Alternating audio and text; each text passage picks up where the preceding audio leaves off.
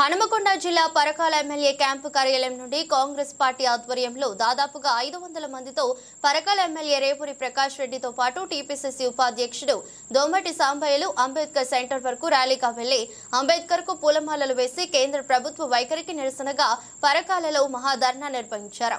కార్యక్రమంలో సీనియర్ కాంగ్రెస్ నాయకులు Gannoju Srinivasachari, Koyyada Srinivas, Katkuri Devender Reddy, market committee chairman Chandupatla Rajireddy, Congress నాయకులు, కార్యకర్తలు, ప్రజలు భారీ సంఖ్యలో పాల్గొన్నారు.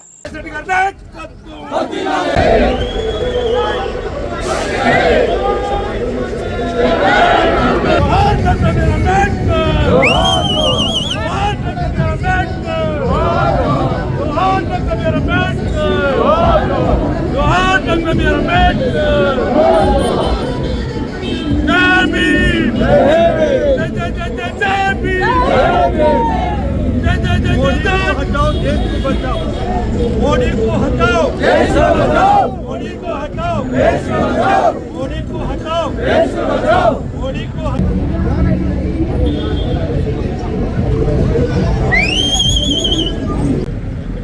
మొన్న ప్రవేశపెట్టిన గౌరవనీయులు కేంద్ర ఆర్థిక శాఖ మంత్రులు నిర్మలా సీతారామన్ గారు ప్రవేశపెట్టే బడ్జెట్ మీద ఈ తెలంగాణ ప్రభుత్వం, తెలంగాణ ప్రజలు వాస్తవంగా ఎంతో ఆశ పెట్టుకోవడం జరిగింది. దానికి కారణం ఏంటి అని అంటే గౌరవ ముఖ్యమంత్రి వర్యులు రేవంత్ రెడ్డి గారు, ఉప ముఖ్యమంత్రి గౌరవనీయులు పట్టి విక్రమార్క గారు, అదేవిధంగా వివిధ శాఖలకు సంబంధించిన గౌరవ మంత్రివర్యులందరూ కూడా రాష్ట్ర ఆర్థిక పరిస్థితిని దృష్టిలో పెట్టుకొని, అదేవిధంగా గతంలో ఈ రాష్ట్రాన్ని మరి టీఆర్ఎస్ నాయకత్వం కేంద్రాన్ని గౌరవిస్తలేరు, ప్రధానమంత్రి వస్తే కనీసం ప్రోటోకాల్ కూడా పాటిస్తలేరు, అందులోంచే నిధులు రావడం లేదు అని చెప్పి ఆ రోజు అందరూ మనం అనుకున్నాం. కానీ ఈరోజు రాజ్యాంగ స్ఫూర్తిని దృష్టిలో పెట్టుకొని ఏ పార్టీ అధికారంలో ఉన్నా ప్రజల హక్కు, ఆ ప్రజల హక్కు గురించి ప్రజా ప్రభుత్వంగా భేషజాలకు పోయి ఈ రాష్ట్ర ప్రజలకు నష్టం జరగవద్దు, ఈ రాష్ట్ర ప్రజలకు దేశంలో భాగస్వాములతో పాటుగా దేశ వనరులలో కూడా మన భాగస్వామ్యం మనకు రావాలి అని చెప్పి ఎన్నోసార్లు మన ముఖ్యమంత్రితో సహా అందరూ కూడా కేంద్రాన్ని కోరడం జరిగింది. ముఖ్యమంత్రి దగ్గర నోరు పెడితే ప్రతి ఒక్క మంత్రి శాఖకు సంబంధించిన వారిని కూడా మనం కోరడం జరిగింది. ఎన్నో అర్జీలు కూడా ఇవ్వడం జరిగింది. కానీ చాలా దురదృష్టం ఏంటి అని అంటే దేశంలోనే అన్ని విధాలా కూడా బడ్జెట్లో నష్టం చేసింది ఈ తెలంగాణకి అని చెప్పి చెప్పక తప్పదు అని చెప్పి ఈ సందర్భంగా మనం చేస్తున్నాం. ఒకసారి మనం చూస్తే సమైక్య స్ఫూర్తికి విరుద్ధంగా 28 రాష్ట్రాలు, 8 కేంద్ర ప్రాంతాలు, 29వ రాష్ట్రంగా ఏర్పడ్డ జమ్మూ కాశ్మీర్ను ఇంకా కేంద్ర ప్రాంతంగానే ఉన్నది. ఇవన్నిటి యొక్క కలియకే కేంద్రం అనే యొక్క ప్రాథమిక సూత్రానికి విరుద్ధంగా ఒక రాజకీయ లబ్ధితోటి, ఒక రాజకీయపరమైన ఆశతోటి మరి ఈ దేశ ప్రజల్ని, ప్రధానంగా ప్రతిపక్ష పార్టీలు ఉన్న ప్రభుత్వాలను కానీ ఆ రాష్ట్రాలను కానీ నిర్లక్ష్యం చేయడం అనేది ఇది అంబేద్కర్ గారు రచించిన రాజ్యాంగానికి విరుద్ధం అని చెప్పి ఈ సందర్భంగా మనం చేస్తున్నాం. అందులోంచి ఈరోజు ఈ రాష్ట్రాలన్నీ కూడా ఐక్యం కావాల్సిన అవసరం ఉంది. అదే కాకుండా మీరు చూస్తే ఈ బీజేపీ ప్రభుత్వం అధికారంలోకి వచ్చినప్పటి నుండి దక్షిణ భారతదేశానికి సంబంధించిన రాష్ట్రాలను ఒక రకంగా చిన్న చూపు చూస్తుందని చెప్పి చెప్పక తప్పదు అని చెప్పి కూడా ఈ సందర్భంగా మనం చేస్తున్నాం. అంటే ప్రాంతీయ తత్వాన్ని రెచ్చగొట్టే విధంగా ఈ బీజేపీ ప్రభావం ఉన్నది అని చెప్పడానికి ఇది నిదర్శనమే అని చెప్పి ఈ సందర్భంగా మనం చేస్తున్నాం. ఇదే విధంగా మరి ఆర్ఎస్ఎస్ యొక్క కనుసొన్నలలో సంఘం యొక్క ఆదేశం మేరకు మరి ఈ సౌత్ ఇండియాను నష్టం చేసే పరిస్థితి వస్తే ప్రాంతీయ భావనను కూడా పెంపొందించిన వాళ్ళైతారు. దానికి సంపూర్ణమైన బాధ్యత బీజేపీ పార్టీ వహించవలసిన అవసరం ఉంది అని చెప్పి ఈ సందర్భంగా మనం చేస్తున్నాం. ఇంకొక అతిపెద్ద ప్రమాదం కూడా రాబోతున్నది. రేపు 2028 నుండి మరి డిలిమిటేషన్ కూడా వస్తున్నది. ఆ డిలిమిటేషన్ చూసినప్పుడు పార్లమెంట్ సీట్లను కూడా మరి చేయాలనే ప్రయత్నంలో జనాభా ప్రాతిపదికగా చేస్తామంటున్నారు. దాంట్లో కూడా ఇప్పటి నుండి సౌత్ ఇండియాకు సంబంధించిన ప్రజలు ప్రభుత్వాలు కూడా వేగం కావాల్సిన అవసరం ఉంది. దాంట్లో పెద్ద ఎత్తున నష్టం జరగబోతుంది అనే విషయాన్ని కూడా మీ దృష్టికి తీసుకొస్తున్నాను. ఒకవేళ జనాభా ప్రాతిపదిక ఇట్లా మరి పార్లమెంటు విభజన, పార్లమెంటు ఎంపీల యొక్క స్థానాల విభజన జరిగితే దాంట్లో తెలంగాణ రాష్ట్రం కూడా పెద్ద ఎత్తున నష్టపోయే పరిస్థితి ఉంది అని చెప్పి ఈ సందర్భంగా మనం చేస్తున్నాం. దానికి గల కారణం ఏంటి అని అంటే నార్త్ ఇండియా ప్రాంతంలో కుటుంబ నియంత్రణ సక్రమంగా పాటించలే. కానీ మన రాష్ట్రాలు ముఖ్యంగా మన తెలంగాణ ప్రాంతంలో కూడా కుటుంబ నియంత్రణ పాటించడం వల్ల జనాభా అనేది మనం నియంత్రించడం జరగడం వల్ల రేపు జనాభా ప్రాతిపదికన మరి పార్లమెంటు యొక్క సంఖ్య విభజన జరగాలి అంటే మాత్రం నష్టం జరుగుతుంది. కనుక ఇవాళ ఆర్థికపరమైన నష్టం జరిగింది. రేపు రాబోయే రోజులలో ప్రాతినిధ్యం యొక్క నష్టం జరిగే పరిస్థితి ఉన్నది. ఇవాళ ఈ ప్రాంతంలో ఉన్న బీజేపీ వాళ్ళు కావచ్చు, లేదా ఏ పార్టీ వాళ్ళు అయినా కూడా ఒక జాతీయ పార్టీగా ఇవాళ ఎదుర్కొనే సత్తా ఈ యొక్క కాంగ్రెస్ పార్టీకే ఉందనే విషయాన్ని నేను దృష్టి తీసుకొస్తున్నా.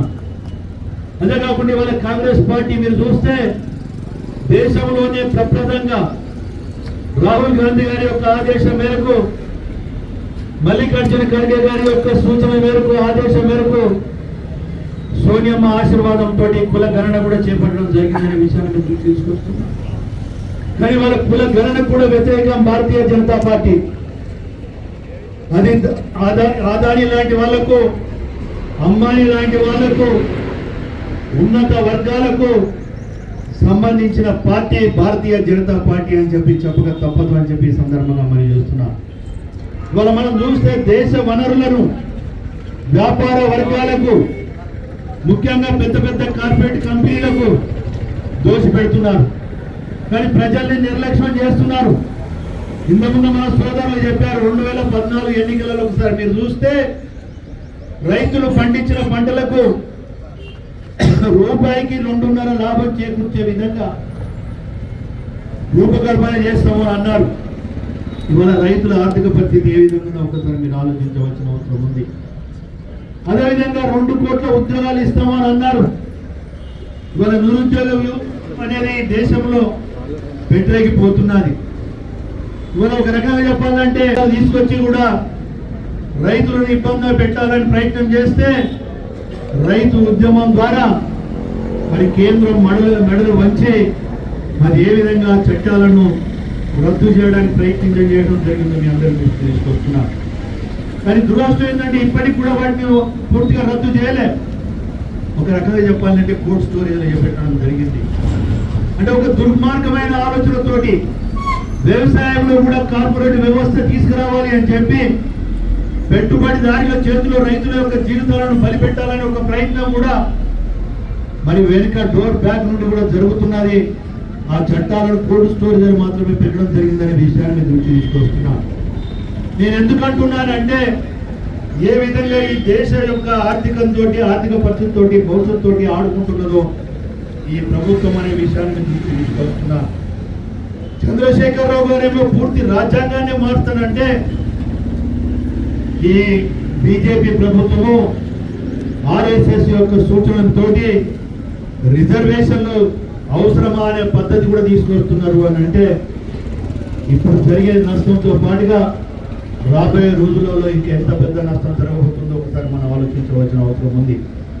ఇవాళ ఒకసారి మనం బడ్జెట్లో కేటాయింపులు చూస్తే ఉత్తరప్రదేశ్కు 2,55,000 కోట్లు బీహార్కు 1,43,000 కోట్లు, మధ్యప్రదేశ్కు 1,11,000 కోట్లు, పశ్చిమ బెంగాల్కు 1,07,000 కోట్లు కేటాయిస్తే, అదే కాకుండా తెలంగాణకు ఉన్న చిన్నగా ఉన్న రాష్ట్రాలైన జార్ఖండ్ కానీ ఒడిశా కానీ గుజరాత్ వంటి రాష్ట్రాలకు ఇవి తెలంగాణ జనాభా కన్నా తక్కువ ఉన్నాయి. వీటికి కూడా అధికంగా నిధులు కేటాయించిండ్రు. మనం చూస్తే మన రాష్ట్రం నుండి వచ్చే జిఎస్టీలో సగభాగము మనకు వస్తే సగభాగము కేంద్రానికి పోతుంది. మరి ఏదైతే రాష్ట్ర వనరుల నుండి వచ్చిన ఆదాయంలో కనీసం 60% ఆ రాష్ట్రానికి కేటాయించాలనే ఒక నిబంధనలు ఉన్నా ఆ నిబంధనలను తొక్కిపెట్టి 5% పైన కేంద్ర బడ్జెట్లో మనకు వాటా రావాల్సిన అవసరం ఉన్న 2.2% వాటమే వచ్చింది. అంటే ఈరోజు ఈ రాష్ట్రం నుండి ఉన్న 2 కేంద్ర మంత్రులు మొదలు వాళ్ళ పదవులకు ఏ కాస్త ఈ తెలంగాణ బిడ్డల యొక్క రక్తం మీలో ఉన్నా మీరిద్దరితో పాటుగా పార్లమెంట్ సభ్యులు కూడా రాజీనామా చేసి కేంద్రం మీద ఒత్తిడి తీసుకోవాల్సిన బాధ్యత ఉన్నది అని చెప్పి ఈ సందర్భంగా మనం చేస్తున్నాం. ఇవాళ మనం చూస్తే ఎన్నికలు వచ్చే రాష్ట్రాలకు ఇది ఎంత మోసము అని అంటే, ఢిల్లీ లాంటి రాష్ట్రానికి అదే తొందరలోనే ఎన్నికలు రాబోతున్న బీహార్, పశ్చిమ బెంగాల్, తమిళనాడు, అస్సాం రాష్ట్రాలకు భారీగా అంటే ఎన్నికలు వస్తున్నాయి కనుక వాళ్ళ సీట్లు పెంచుకోవడానికి వాళ్లకు నిధులు ఎక్కువ మొత్తంలో కేటాయించిన విషయాన్ని మేము తీసుకొస్తున్నాం. అదేవిధంగా మిత్రపక్షమైన పక్కన ఉన్న ఆంధ్ర రాష్ట్రానికి విశాఖకు వచ్చినప్పుడు 1,00,000 కోట్ల పైన నిధులు కేటాయించడం జరిగింది. మొన్న జరిగిన బడ్జెట్ లో కూడా రమారమిగా 60,000 కోట్ల బడ్జెట్ పైనే వాళ్ళకి కేటాయించడం జరిగింది అని అంటే, గతంలో ఇది ఉమ్మడి రాష్ట్రం. కానీ ఇవాళ మీరు చూస్తే ఏదైతే రాష్ట్ర విభజనలో ఉన్న అంశాలను, రాష్ట్ర విభజనలో ఏర్పాటు చేసిన అంశాలను నిర్లక్ష్యం చేస్తూ ఆ రకంగా కూడా ఈ తెలంగాణకు ద్రోహం చేస్తున్న బీజేపీ పార్టీకి మరి ఈరోజు 8 పార్లమెంట్ సభ్యులు కానీ లేదా 8 శాసనసభ్యులు కానీ లేదా బీజేపీకి ఉన్న నాయకత్వం కానీ ఈ తెలంగాణ ప్రజలకు జవాబు చెప్పవలసిన బాధ్యత ఉందా లేదా అని చెప్పి నేను అడుగుతున్నా. అలాంటి దుర్మార్గమైన పార్టీలో మీరు ఉండవలసిన అవసరం ఉందా? ఆ పార్టీ పరంగా ప్రాతినిధ్యం వహించవలసిన నైతికత ఏ విధంగా మీకు ఉందో మీరు ఒకసారి ఆలోచించవలసిన అవసరం ఉంది. సోషల్ మీడియాలో కాంగ్రెస్ వాళ్ళు ఆన్లైన్ సర్వే చేసిందని చెప్పి తప్పుడు ఫేక్ న్యూస్ను క్రియేట్ చేసి ఇవాళ మీరు చూస్తే దుబాయ్ లాంటి దేశంలో, దుబాయ్ లాంటి దేశం కాదు, దుబాయ్లోనే ఒక వ్యవస్థ అక్కడ ప్రారంభించారు.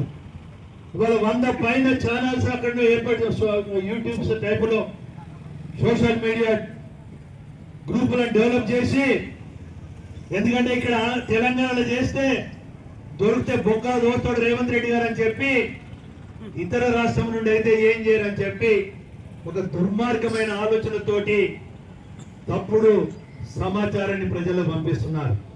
కానీ ఒక విషయాన్ని గుర్తుపెట్టుకోవాలి, తెలంగాణ ప్రజలు ఉద్యమకారులు. ఇటువంటి మాయమాటలకు లొంగే నాయకత్వ ప్రజలు కాదు వీళ్ళు. మొన్న జరిగిన పార్లమెంట్ ఎన్నికలలో మీకు ఒక్కటంటే ఒక్కటి కూడా మీకు పార్లమెంట్ సీట్ ఇవ్వలేదు ఈ ప్రజలు. అదేవిధంగా మీరు చూస్తే 7 పార్లమెంట్ నియోజకవర్గాలలో మీకు డిపాజిట్ కూడా రాలేదనే విషయాన్ని ఇక్కడ ప్రజలు కూడా గుర్తుపెట్టుకుంటున్నారనే విషయాన్ని మీరు తీసుకొస్తున్నారు. సోషల్ మీడియా తోటి తప్పుడు సమాచారం చేస్తున్నారు. కానీ ఇవాళ మీరు ఈ ప్రభుత్వం చూస్తే ఇచ్చిన వాగ్దానాలు నెరవేర్చడానికి కట్టుబడి ఉన్నాం. ఒక్కొక్క వాగ్దానం పూర్తి చేసుకుంటూ వస్తున్నాం. ఇప్పటికే మనం చూస్తే మేజర్ యొక్క ఏదైతే డబ్బులు ఉన్నాయో, దేనికైతే ఎక్కువ బడ్జెట్ అవసరం ఉన్నాయో, ఎక్కువ నిధులు అవసరం ఉన్నాయో వాటిని మేము ఈరోజు పూర్తి చేసుకుంటూ వచ్చినాం. రైతు రుణమాఫీ కావచ్చు, 200 యూనిట్ల ఉచిత కావచ్చు, గ్యాస్ సిలిండర్ 500 రూపాయలు కావచ్చు, అదేవిధంగా మనం చూస్తే మహిళా సోదరి మళ్ళీ ఉచిత బస్ సౌకర్యం కావచ్చు, అదేవిధంగా భరోసా కావచ్చు, వీటిని కూడా మార్చి 31 లోపల 100% పూర్తి చేయబోతున్నాం. అదే కాకుండా మనం చూసినాం 10 సంవత్సరాలు మీరు రేషన్ కార్డులు ఇవ్వలే, కానీ వాళ్ళ సర్వే పూర్తి చేసినాం. మార్చి 31 లోపల రేషన్ కార్డులు అన్ని పంపిణీ కూడా చేయడం జరుగుతుంది. అదేవిధంగా మనం చూస్తే ఇంద్రమ్మ భరోసా ఇవాళ మనం చూస్తున్నాం. ఆ రోజు ఎన్ఆర్జీఎస్ పెట్టింది, ప్రజలకు పని హక్కు కల్పించింది కాంగ్రెస్ ప్రభుత్వం. ఇవాళ ఇంద్రమ్మ ఆత్మీయ భరోసా ద్వారా ప్రతి ఒక్కరికి అంటే 20 రోజులు దాటిన వాళ్లకు 12,000 రూపాయలు ఇవ్వడానికి కూడా దాంట్లో 6,000 రూపాయలు ఫస్ట్ ఫేజ్ ఇస్తున్నాం. సెకండ్ ఫేజ్ కూడా తొందరలోనే పూర్తి చేయడం జరుగుతున్న విషయాన్ని తీసుకొస్తున్నాను. అదేవిధంగా మనం చూస్తే 20 లక్షల ఇల్లు ఈ 5 సంవత్సరాలలో ఇంద్రమ్మ ఇల్లు ఇవ్వడమే కాకుండా ఒక చట్టబద్ధతగా, ఒక న్యాయబద్ధతగా మేము ఇవ్వబోతున్నాం అనే విషయాన్ని తీసుకొస్తున్నాం. 10 సంవత్సరాలలో కూడా డబల్ పెట్టుకుని ఇల్లు అన్నారు, ఇవ్వలేదు. మీరు 5 లక్షలు అన్నారు, ఇల్లు ఇవ్వలేదు. 3 లక్షలు అన్నారు. మీ కార్యకర్తలని మీరు మోసం చేశారు. ఇవాళ టిఆర్ఎస్ నాయకత్వానికి, మరి ముఖ్యంగా చంద్రశేఖరరావు కుటుంబానికి, ఈ రాష్ట్రాన్ని దోచుకున్న కుటుంబానికి, ఈ రాష్ట్ర ప్రజల యొక్క ఆస్తులను దోచుకున్న కుటుంబానికి ప్రశ్నించే నైతిక హక్కు లేదు అనే విషయాన్ని కూడా మీకు తీసుకొస్తూ, ఇచ్చిన మాట రేవంత్ రెడ్డి గారి యొక్క నాయకత్వంలో, సోనియమ్మ ఆశీస్సులతోటి, రాహుల్ గాంధీ గారి యొక్క సహకారంతో, మల్లికార్జున ఖర్గే గారి యొక్క ఆశీర్వాదంతో ఇచ్చిన ప్రతి ఒక్క గ్యారెంటీను ఆర్థిక పరిస్థితులు మెరుగుపరుచుకుంటూ 100% ఇది పూర్తి చేస్తుందని చెప్పి తెలియజేసుకుంటూ, మరొకసారి ప్రజలు తస్మత్ జాగ్రత్త, బీజేపీ నిలువన మరణ కూర్చోబోతుంది కనుక ఇప్పటికైనా అర్థం చేసుకొని ప్రజల పార్టీ, ప్రజల ఆశీర్వాదంతో వచ్చిన ప్రజా ప్రభుత్వాన్ని ఆశీర్వదించాలి అని చెప్పి, తప్పుడు సమాచారంతో మీరు ఎవరు కూడా మరి తప్పుడు ఆలోచనలు మాకు వద్దు అని చెప్పి ఇచ్చిన మాట నిలబెట్టుకుని కాంగ్రెస్ పార్టీ అని చెప్పి తెలియజేసుకుంటూ, మరి ధర్నా కార్యక్రమంలో పాల్గొన్న ప్రతి